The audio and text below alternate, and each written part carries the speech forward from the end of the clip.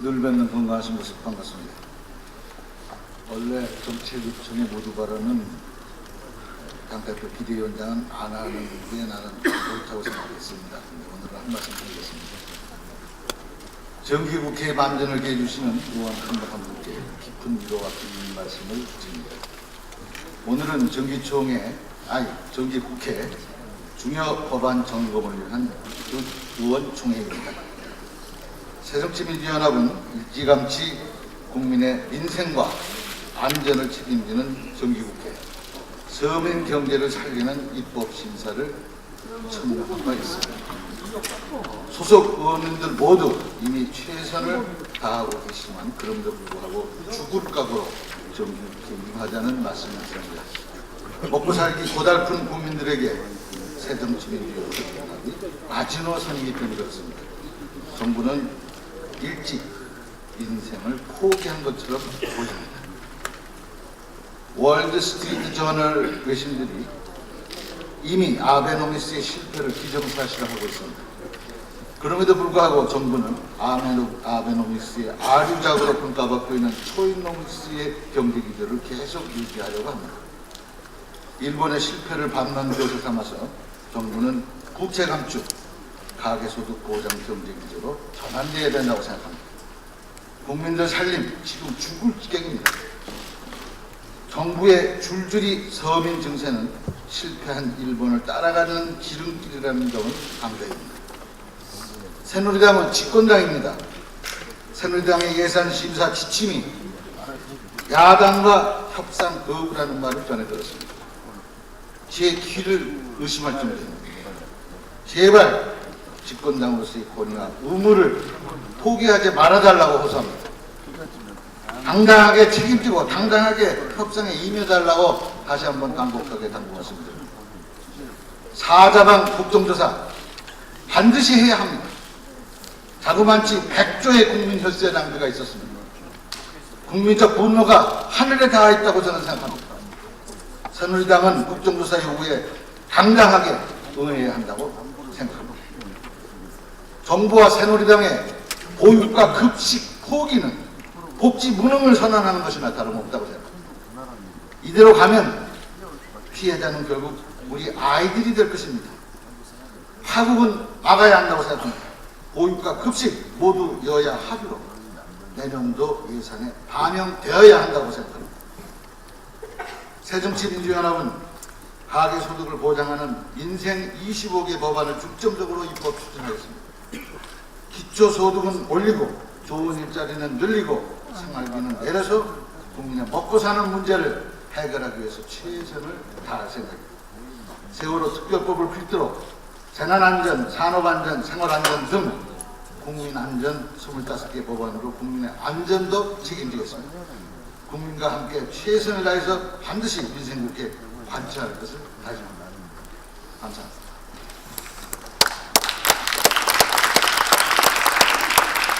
예, 감사합니다. 다음은 우윤근 원내대표님으로부터 인사 말씀을 듣도록 하겠습니다.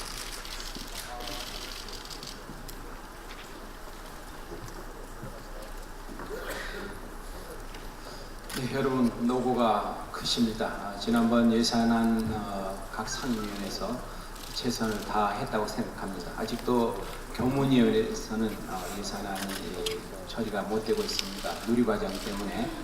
그러나 어제 그저께부터 2+2 회담을 통해서 원내 수석하고 양당의 교문위 간사들이 어제도 또 그제도 협상을 이어가고 있다 하는 말씀을 드립니다. 가급적이면 교문위에서도 여야가 차질 없이 예산안 심의를 할 수 있도록 최선을 다하겠다는 말씀을 드립니다.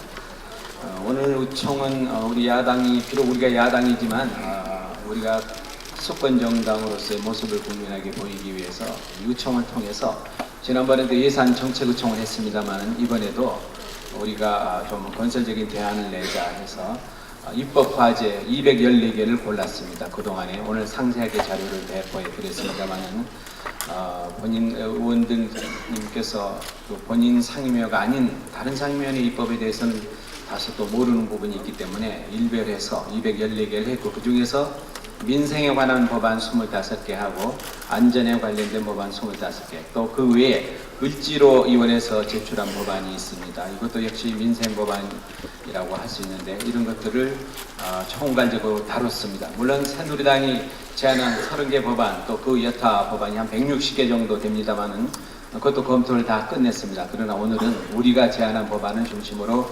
간략하게 검토 보고가 있도록 하겠습니다. 우리 원내 수석께서 보고가 있겠습니다만은 지난 화요일 날 주례회동이 있었습니다. 주례회동을 가급적이면 이어가려고 했습니다만은 새누리당에서 도저히 더 이상 이 회담할 필요가 없다는 걸 제가 느꼈습니다. 왜냐하면 사자방은 이미 국민들 대부분이 이미 검토가 끝났습니다. 그것을 또 검토하겠다, 더 검토하겠다, 도저히 참을 수가 없었습니다. 그래서 그날은 더 이상 얘기를 이어갈 필요가 없다, 만날 필요가 없다 결렬하고 나왔습니다. 이제 국민들에게 호소하고 국민들이 판단해 주시리라고 봅니다. 이완구 대표께서는 정기국회가 끝나면 또 검토하겠다. 검토를 지금 몇 번째 하는지 모르겠어요. 우리가 조사가 거의 다 끝나가고 있습니다. 우리 자체적으로. 이따 노영민 위원장께서 또 새로운 사실들이 속속 밝혀지고 있는데 만일에 이것을 새누리당이 계속 질질 끌고 가면은 사자방 소위 비리 의혹 관련된 이 공범이다. 이것을 비유하는 세력이다. 이렇게 규정하지 않을 수가 없습니다. 더 늦기 전에 공범이 되기 전에 결단을 내려주시기 바랍니다. 그리고 오늘 아마 대통령께서 여당 지도부와 회동을 한다고 합니다. 빠른 FTA 비준 또는 경제 법안, 공적 연금, 공무원 연금 개혁 이런 얘기들을 하시지 않을까 생각합니다만은 이 자리에서 분명히 충고를 하나 하고 싶습니다. 여당 지도부가 대통령의 일방적인 지시만 받고 오는 자리가 아니라 국민들의 목소리를 전하는 자리가 되어야 될 것입니다. 지난번에도 대통령 말 한마디에 공무원 연금 개혁을 158명이 줄 서서 법안 서명하고 제출하는 여당, 제대로 된 여당인가, 민주주의 국가의 정당인가. 오늘 대통령과의 회동이 이번만큼은 대통령의 일방적인 지시를 듣고 와서 이행하는 그런 자리가 아니라 국민들의 여론을 제대로 전하는 용기 있는 여당 지도부가 또 그런 자리가 되기를 바랍니다. 마지막으로 최근 수사기관에서 연일 우리 야당 의원을 집중적으로 타겟으로 해서 소위 입법로비라는 미명하에 수사를 전방위적으로 압박하고 있다고 들었습니다. 저도 법조인의 한 사람이고 법사위원장까지도 했습니다만 이것은 명백한 야당 탄압용이다. 물론 법 자체가 근본적으로 문제가 있습니다. 단체 관련 자금이다. 그런데 이것을 제대로 수사기관이 공정하게 적용하는 것이 아니라 이 법을 빌미로 해서 아주 편파적으로 일방적으로 야당 의원들이 제출한 법안들만 집중적으로 수사하는 것이 아닌가. 이 자리에 여러 의원들이 계십니다만 전순옥 의원의 경우도 너무나 이것은 말이 안 되는 얘기입니다.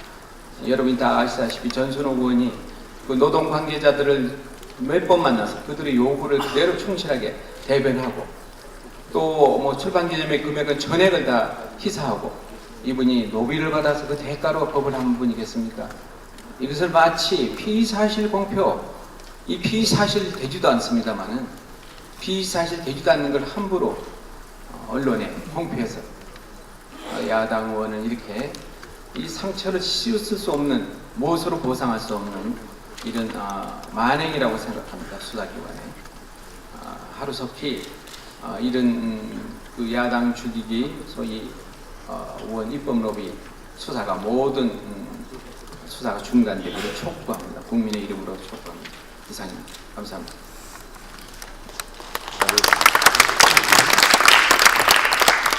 예, 감사합니다. 다음은 노영민 MB정부 후보유출 자원외교 진상조사위원회 위원장님으로부터 활동 보고를 듣도록 하겠습니다.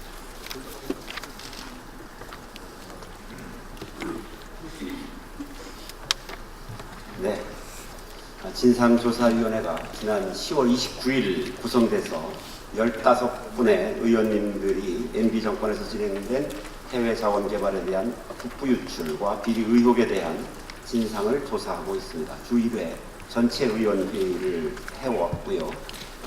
주 2회 보좌관 회의를 하고 있습니다. 그리고 정부와 기업으로부터, 공기업으로부터 보고를 받고 질의응답을 했습니다. MB 정권 하에서의 자원 외교의 문제는 첫째, 국부 유출 규모가 상상을 초월하는 천문학적인 규모라는 겁니다. 두 번째는 권력형 비리 의혹이 강하게 부각되고 있다는 것입니다. 그리고 세 번째는 막대한 국부 유출에도 불구하고 누구 한 사람 책임지는 사람이 없다는 것입니다. 따라서 국민들께서 국정조사를 통해서라도 반드시 이 진상을 규명하라는 요구를 하고 있다, 이렇게 생각합니다. 진상조사위원회는 객관적인 사실을 근거로 손실의 규모와 피해 실태를 파악하고 권력 실세와 그 주변인들이 관여한 내용도 지속적으로 밝혀내고 있습니다. 매주 평균 두세 건의 새로운 사실을 밝혀내서 이슈를 관리하고 있고, 이는 앞으로 정부 여당이 국정조사를 수용할 때까지 지속될 것입니다. 다만 국정조사를 대비해서 아주 중요한 내용은 비공개로 관리하고 있다는 말씀을 드립니다.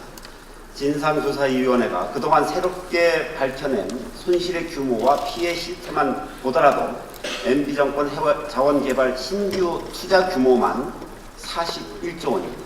이 중에 5조 원이 회수됐고 36조 원의 손실이 발생했습니다.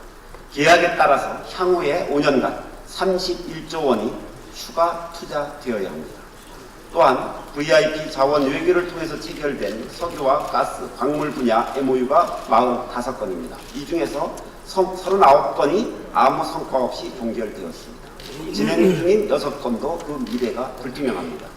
이 6건에도 향후 VIP 자원 외교에만 1조 4,461억 원이 투자되었습니다. 회수액은 제로입니다. 향후에 계약에 따라서 2조 원 가까이가 추가 투입되어야 합니다. 그 이외에 여러 가지 핵심적인 것이 많았습니다만, 대표적인 부실 인수였던 하베스트 정유공장 날은 지난주에 미국계 상업은행에 최종 매각되었습니다. 비밀 협상을 통해서 비밀리에 매각되었고, 이것을 저희가 파악해서 발표하려고 했을 때 계속해서 그것을 좀 며칠만 참아달라는 요구를 계속 해왔습니다만, 우리가 최종적으로 발표를 했습니다. 2조 원 매각에 200억 원 매각입니다. 그래서 결국은 100분의 1 토막이 났고, 이 부분에 대해서 석유공사는 350억이다라고 매각 금액이 이렇게 정정했습니다만, 저희가 파악한 바로는 200억이 맞습니다. 또한 그 서명 보너스 건에 대해서는 현재 최민희 의원님께서 집중적으로 조사하고 있고, 아주 중요한 건이 나올 수 있는 영역이라고 저는 보고 있습니다. 그리고 청와대 권력 실세 주변 역시 관여한 사실이 밝혀지고 있습니다. 그리고 박영준 전 차관의 국정농단 부분이 홍익표 의원님에 의해서 밝혀졌고, 이 부분 역시 저희들이 향후 집중 조사를 통해서 박영준 전 지경부 차관이 무엇을 보고받고 회의를 주재했는가, 무엇을 검토했고 무엇을 지시했는가, 이 부분 역시 향후 집중 조사 예정입니다. 그리고 최경환 장관의 개입 정도에 대해서 저희들이 현재 집중적으로 조사하는 부분이라는 말씀을 드립니다. 아무튼 이명박 형제 주도하에 이루어진 자원 외교로 국부는 유출되었고 껍데기만 남은 대국민 사기 위기였다. 국제적인 망신을 초래한 불협 외교였다. 과연 국민의 혈세로 무엇을 한 것이냐, 도대체 무엇을 위한 자원 외교를 한 것이냐를 국민 앞에 밝혀야 합니다. 진상조사위원회는 계속해서 부실 실태와 권력 실세들의 개인 내역을 파헤칠 것입니다. 의원님들께서도 이 천문학적인 국부 유출이 발생한 자원 외교 관련된 사실과 제보에 대해서 적극적으로 관심을 가지시고 저희들에게 전해주시면 감사하겠습니다. 네, 신상 발언을 할 수 있는 기회를 주셔서 감사합니다. 그리고 우리 그 비대위원장님, 그리고 원내대표님, 그리고 우리 선배 동료 의원 여러분들께 먼저 그 불필요한 심려를 끼쳐드린 거에 대해서 진심으로 미안하다는 말씀을 드립니다. 없어서도 되는 그런 일이 벌어졌습니다. 그리고 또 많은 의원님들께서 저에게 격려해 주시고 도움의 말씀 주시고 그래서 아주 큰 힘이 되고 있습니다. 이 모든 것들이 우리가 그 함께 힘을 모아줄 때 어떤 어려움도 함께 견뎌나갈 수 있다라는 그런 자신감을 갖게 되었습니다. 감사합니다. 그리고 지금 이제 불법 로비라는 걸로 이렇게 그 수사를 하고 있는 그 내용을 잠깐 좀 우리 의원님들께서 다 좀 이해를 도와드리기 위해서 말씀을 좀 드리겠습니다.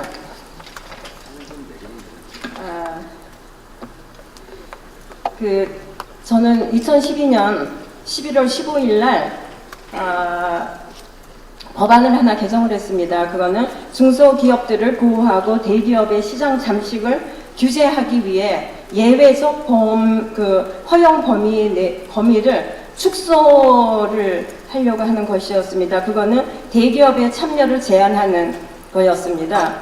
근데 이 내용이 그 개정안 내용은 이렇습니다. 대기업의 시장 잠식을 규제하고 중소기업 보호를 목적으로 하는 전력 분야 등 그렇지만은 전력 분야나 특정한 목적을 위해 설립된 공공기관이 민간 대기업의 범주에 포함되어 사업 참여가 제한되고 공공기관으로서 기능을 못하는 상황이 벌어질 거라는 생각은 하지 못했습니다. 그 당시에 11월 15일 날 할 때는 그랬는데 그러고 나서 저는 이제 그때까지는 아무 저기가 없었습니다. 그러나 제가 12월 달에 국정감사가 끝나고 저는 전체적으로 우리 피감 기관에 6급 이하의 사람들의 일하는 모습과 그들의 이야기를 경청하는 것이 참 중요하겠다. 국회에서 국정감사를 통해서 사장들이나 공공기관 단체장들 그리고 그 고위 공직자들만 와서 이 얘기를 들을 수 있었습니다. 그래서 저는 현장에 가서 현장의 목소리를 듣는 게 중요하겠다는 생각을 했습니다. 그것은 저는 노동이 답이다. 답은 현장에 있다. 이렇게 믿고 의정활동을 하고 있습니다. 그래서 첫 해에 제가 방문한 그 공공기관 노동조합이 32개였습니다. 그 중에 하나가 KDN이었습니다. 그래서 KDN을 방문했을 때 KDN에서 여러 가지 자기네들이 당한 어려운 상황을 이야기를 했습니다. 근데 그 중에 그분들이 하는 이야기는 우리는 의원님 지금 실직을 하게 되어 있습니다. 모두가. 그러면서 그 소프트웨어 그 진흥법에 대해서 이야기를 했습니다. 그래서 쭉 간담회를 한 내용들이 이 책에 하나도 빼놓지 않고 그대로 다 있습니다. 어떤 내용들이 얘기되었는지 87페이지에 보면은 그래서 얘기를 쭉 듣고 그러면은 이 부분을 어떻게 해결을 해야 될 것인가. 저는 11월 달에 이 법안을 개정할 때는 이러한 일이 벌어질 거라고 생각을 못 했는데 실제로 이렇게 되면 큰 일이 벌어지겠구나. 그러면은 공공기관이 이제 축소되고 이것이 민영화가 될 수 있는 그러한 길이 되겠구나 했습니다. 그래서 그런 생각에서 그 노조 간담회에서 나온 그 내용들을 전부 다 어떻게 이제 담아낼 것인가 하면서 낸 게 이런 겁니다. 공공기관이 제한 범위에서 대기업 제한 범위에서 포함이 되면은 결국에는 이거는 중소기업에게 일거리를 주는 거는 아닌 것 같고 왜냐하면은 한전이나 이런 큰 대기업에서 나오는 발주는 상당히 캐파가 큽니다. 그래서 중소기업에서 감당하기가 좀 어려운 것도 있고 그랬을 때는 결국에는 이거는 외국 대기업들이 수주하게 되는 이제 현상이 일어나게 되는 거죠. 그래서 공공기관이 민영화로 이어질 수 있는 그러한 결과가 일어나겠구나 하는 것을 생각을 했고 이런 것들을 이제 파악하게 되면서 이를 개선하기 위해서 낸 법안이 13년 2월 14일 날 개정안의 내용은 이렇습니다. 그래서 여기에 참여에 제한되는 대기업의 범위에서 공공기관을 제외하도록 한다라는 것으로 이제 다시 개정이 된 겁니다. 그리고 이 법안이 우리 상임위에 법안이 발의되고 나서 미창부가 생겼습니다. 그래서 미창부로 이 법안이 넘어가게 됐습니다. 그래서 그 이후로는 저는 그 법이 미창부에서 어떻게 논의가 돼서 통과가 되어지는 과정은 저는 알 수가 없었습니다. 그러나 통과가 되었습니다. 그리고 그 이상도 이하도 아무것도 없었습니다. 그리고 저에게 그 후원금을 줬다라는 이런 것들을 이야기를 하고 있는데 저희는 사실 국회의원들이 제가 누구나가 다 1억 5천만 원은 누구나가 다 후원금을 모금을 해서 그걸로 정치 활동을 하도록 돼 있다라는 그런 법적으로 허용된 거라고 생각을 합니다. 그런 허용하에서 누구든지 10만 원씩 후원 계좌에 후원을 할 수가 있습니다. 그런 후원금을 받아서 후원 활동, 정치 활동을 하고 있습니다. 그런데 만약에 이러한 것들이 문제가 된다 하면은 이제는 국회의원의 후원의 이런 제도도 바뀌어야 된다고 생각을 합니다. 그런 말씀을 드리고 그래서 저는 말씀을 분명히 드리는데 로비를 받지도 않았습니다. 로비를 받을 이유도 없습니다. 그리고 저는 현장의 목소리를 대변을 해서 법안을 만들었습니다. 근데 이 법안은 하나뿐이 아닙니다. 저는 힐링 로드를 이런 책이 2권이 나왔습니다. 힐링 로드를 통해서 현장의 목소리를 듣고 만든 법안이 많이 있습니다. 그 중에 하나가 KDN의 법안이라고 볼 수가 있습니다. 그리고 또 하나는 출판 기념회에 책을 사줬다 이런 얘기가 있는데 저희들은 출판 기념회에 책을 사달라고 이야기는 하지 않았습니다. 그러나 출판 기념회에 저희가 초청장은 보냈습니다. 근데 초청장을 보낼 때 이런 내용이 적혀 있습니다. 본 출판위원회 판매 대금은 70년대부터 지금까지 곳곳에서 일하고 있는 여성 공제 노동자들의 사회적 기업에 기부할 것입니다. 그래서 노동자의 가치가 존중되고 그들의 삶의 질이 바꾸는 데 힘이 될 수 있도록 여러분들께서 함께 해주시면 고맙겠습니다. 그런 문구를 넣어서 보냈습니다. 그리고 보도자료도 그렇게 냈습니다. 그리고 저는 여기에서 들어온 모든 책 판매 대금에 대해서 저는 한 푼도 제가 개인으로 쓰지 않고 사회적 기업에 바로 다 기부했습니다. 변호사를 대동해서. 그게 전부입니다. 그 이상도 이하도 없습니다. 그래서 이런 부분에 대해서 이렇게 경찰청에서 특수수사과에서 수사를 한다라는 거는 저는 정말 야당에 대한 탄압이라고 생각을 합니다. 이거는 우리가 철저히 왜 이런 것들이 계속해서 일어나고 있는지에 대해서 분명히 밝혀내지 않는다면은 이제는 앞으로 국회의원들이 하는 게 뭡니까? 입법을 만드는 게 로메이커입니다. 우리는 법을 만드는 사람들입니다. 그리고 민의를 듣고 사회 약자들을 위해서 어려운 사람들을 위해서 우리는 법안을 만들고 그들을 대변해야 합니다. 그런데 이러한 사람들을 이런 식으로 로비, 입법 이런 식으로 해서 사회적으로 매도를 한다면은 저희들은 할 일은 아무것도 없습니다. 우리는 여기에 대해서 대응을 해야 된다고 생각을 합니다. 함께 해주셔서 감사합니다. 이재만 비서관은 청와대에서 필라테스 고가의 수입 헬스 장비를 사놓고 안 샀다고 거짓말했습니다. 제가 조달청에서 받은 자료로 그게 밝혀졌습니다.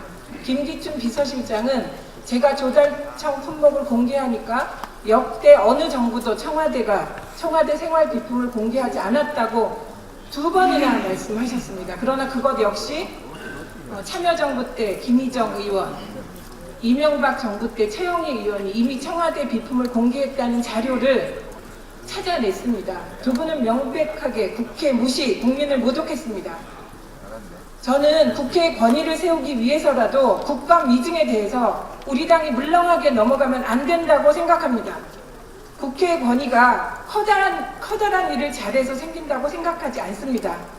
국감에서 위증한 것조차 고발하지 못한다면 저는 청와대가 앞으로도 계속 국회를 무시하고 야당을 탄압하고 정말 말도 안 되는 행태를 벌일 거라고 생각해서 2분을 국감 위증에 따라서 고발해 줄 것을 정말 강력하게 요청드립니다. 이상입니다. 감사합니다. 그러면 지금부터 회의를 비공개로 전환하겠습니다. 언론인 여러분께서는 장례 정리에 협조해 주시기 바랍니다.